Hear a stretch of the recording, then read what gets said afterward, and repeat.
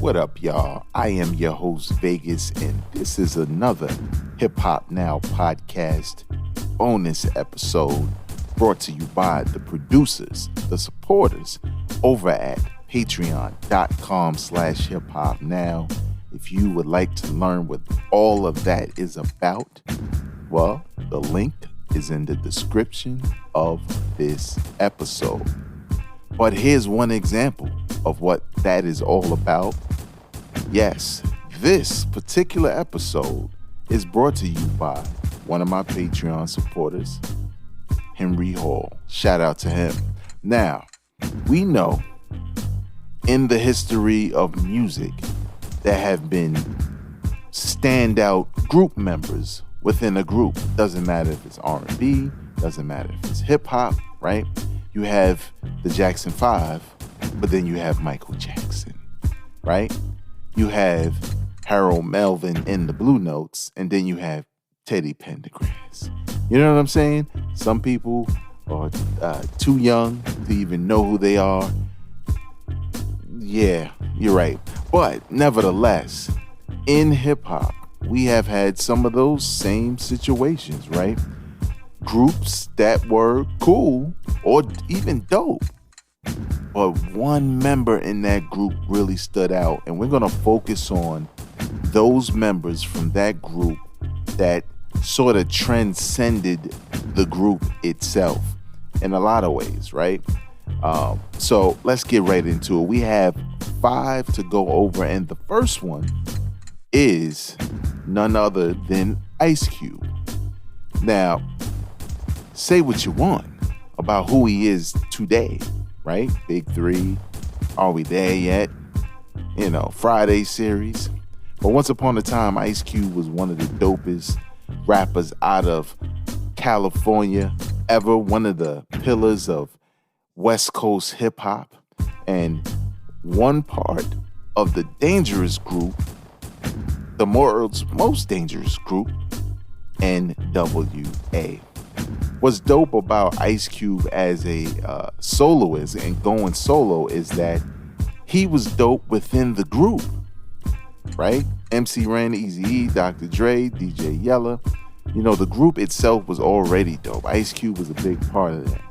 But when he broke off and became a soloist, it sort of took things to another level, right?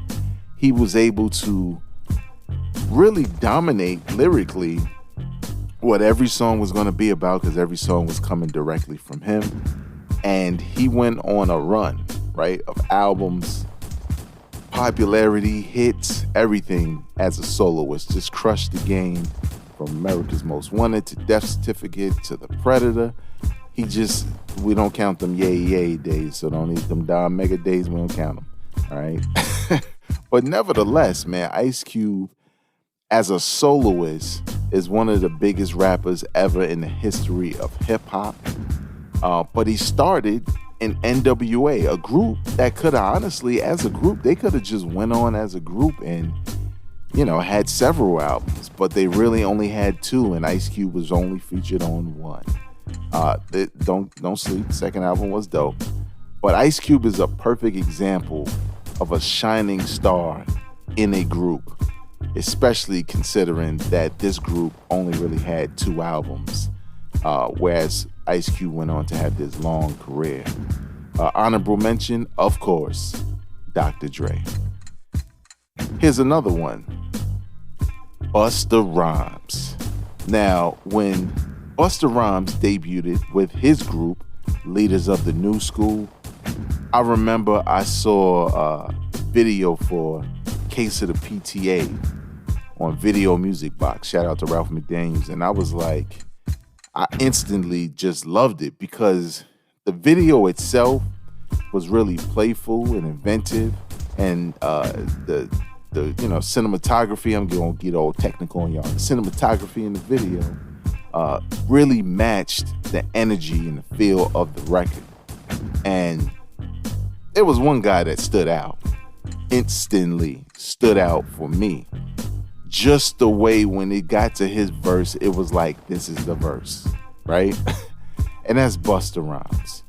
And honestly, I always felt like Busta was going to go solo, but I felt like he went solo much quicker than at least me as a fan anticipated, because Leaders of the New School, if I'm not mistaken, only had 2 albums. Their first album, pretty dope. I own it. The second album, not so much. But by that time, Busta was already on his way out the door, and when he dropped his debut album, The Comin', it was pretty clear between records like Woo-Ha that it was over. Leaders of the New School would never happen again. I didn't even crave a third album. You know, I was curious if he would do it. But by that time, Busta was so dope, so hot. He'd been featured on so many things. He done burnt up features like, you know, Scenario, the original and the remix, you know, Flavor in Your Air remix, that it was like Leaders of the New School who. Obviously, Busta went on to have longevity in his rap game as a soloist. Multiple hits. Like, Busta has so many hits, it's not even funny. I can't say the same for his counterparts. No honorable mentions here. None. Ghostface Killer, Wu-Tang Clan. Now, I know what you're saying, and I was saying the same thing when I thought about it. But I was like, when Wu-Tang Clan was first introduced, you could have never told me that Ghostface, as a soloist, was going to be the best out of the Wu. I would have never believed you, because everyone thought Method Man was going to be that guy. And that first run of solo albums, especially in the very beginning, right?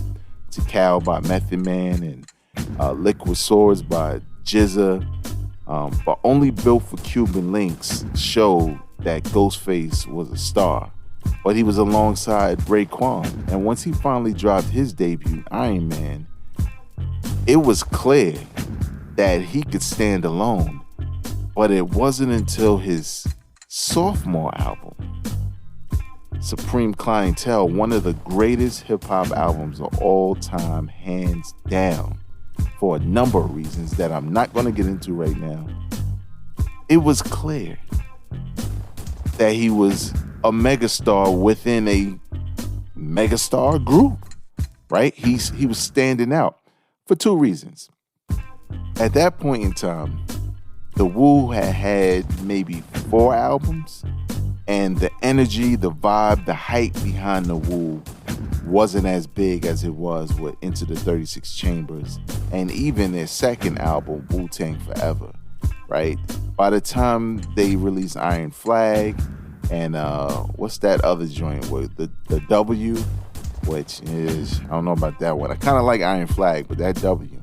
But nevertheless, it was like Wu-Tang fatigue had set in, right? We had all these Wu solo albums so far, most, you know, a lot of classics in the beginning, but then, you know, Method Man's second album was garbage, and Beneath the Surface by GZA, it was cool, but it just didn't live up to the standards of Liquid Swords. So Raekwon dropped the Mobilarity, which is, I'm gonna keep it a buck, it was trash.